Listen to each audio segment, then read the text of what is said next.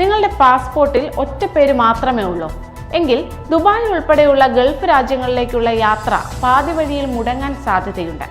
കാനഡയിലുള്ളവരും ഗൾഫിലേക്ക് യാത്ര പ്ലാൻ ചെയ്യുന്നവരും ഈ പുതിയ നിയമം നിർബന്ധമായും അറിഞ്ഞിരിക്കണം.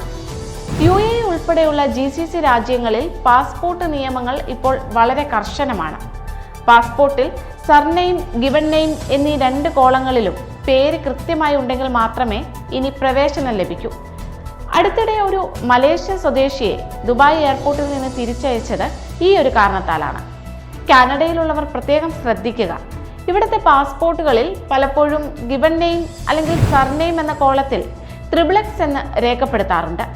എന്നാൽ GCC രാജ്യങ്ങളിലെ പുതിയ നിയമപ്രകാരം ഇങ്ങനെ XXX എന്ന് കാണിക്കുകയോ അല്ലെങ്കിൽ ഏതെങ്കിലും ഒരു കോളത്തിൽ മാത്രം പേര് വരികയോ ചെയ്താൽ നിങ്ങളെ പ്രവേശനത്തിന് അയോഗ്യരായി കണക്കാക്കും. വിസിറ്റ് വിസയിലോ ഓൺ അറൈവൽ വിസയിലോ വരുന്നവർക്ക് പാസ്പോർട്ടിൽ ചുരുങ്ങിയത് 2 പേരുകളെങ്കിലും ഉണ്ടായിരിക്കണം.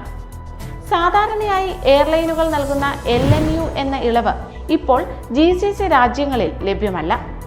അതിനാൽ കാനഡയിൽ നിന്ന് വിസയ്ക്ക് അപേക്ഷിക്കുന്നവർ യാത്രയ്ക്ക് മുൻപ് പാസ്പോർട്ടിലെ വിവരങ്ങൾ കൃത്യമാണെന്ന് ഉറപ്പുവരുത്തുക.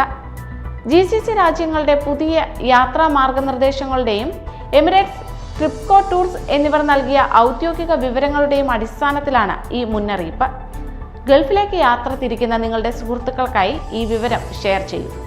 കാനഡയിലെയും പ്രവാസ ലോകത്തെയും പ്രധാന വാർത്തകൾ വേഗത്തിൽ അറിയാൻ കാനഡ വാർത്തകൾ എന്ന ഞങ്ങളുടെ പേജ് ഇപ്പോൾ തന്നെ ഫോളോ ചെയ്യൂ. കാനഡയിലെ മലയാളി ശബ്ദം.